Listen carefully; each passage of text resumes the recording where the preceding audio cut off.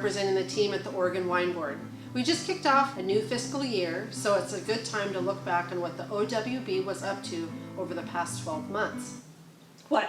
You can't remember anything that happened prior to March? Was there life before Zoom?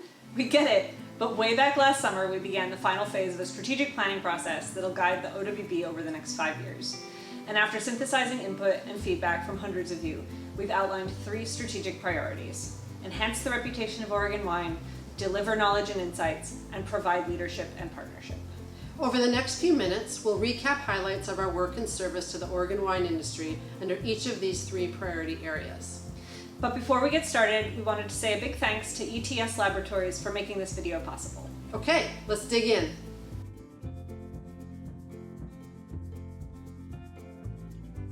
Last year, the OWB hosted a number of writers, including reviewers from James Suckling and The Wine Advocate. In addition to highlighting wine quality, the reports really dialed up the stories of the people behind the wines. And we were delighted to see the results of our efforts reflected in a gorgeous cover story in the Wine Spectator in March.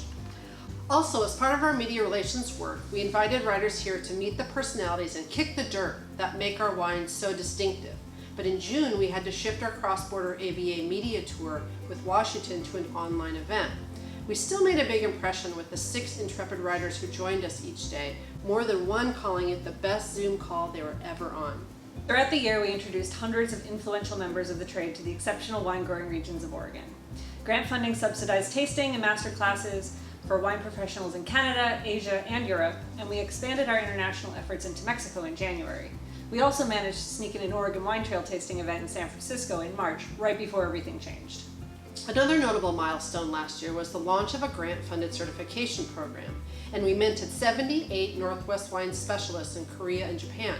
This year, we'll be working on building out this program for additional markets. And speaking of the upcoming year, we'll be launching a brand identity refresh that addresses industry requests for a platform that reflects the essence of Oregon wine while encompassing unique regional identities. This work is being made possible by a $50,000 wine country license plate grant, and we'll be in touch soon about how we'll invite input from around the state into this effort.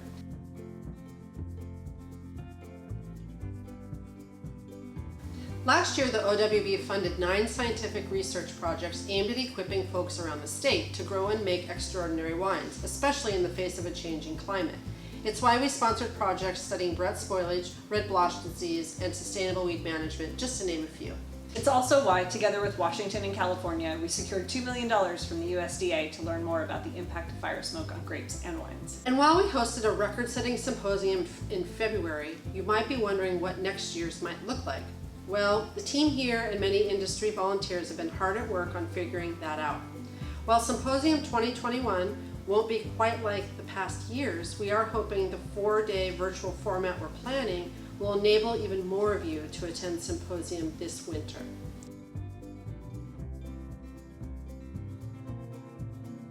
This spring, we refocused our efforts on helping guide the Oregon wine industry through new challenges brought on by the pandemic. In addition to providing the COVID toolkit and publishing bulletins about new developments, we coordinated timely educational opportunities with a range of industry partners, hosted regular industry leadership forums, shared stories of your generosity with the media, and launched the Oregon Vine Perks program.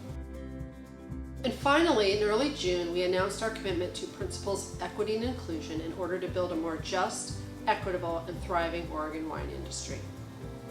So that's it for today. If you want more information on anything we've just mentioned, you can find it at industry.oregonwine.org.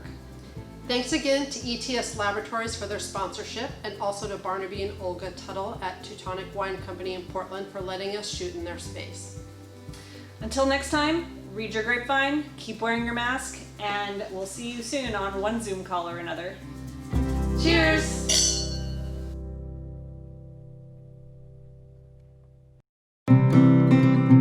ETS offers a complete toolkit of analytical tools and expertise to support the art of winemaking, including the industry's largest selection of A2LA accredited analyses, with more than 40 methods and 15 technologies accredited to ISO 17025-2005. ETS supports wineries worldwide and is headquartered in St. Helena, California, with satellite locations in Healdsburg, Roseburg, McMinnville, and Walla Walla.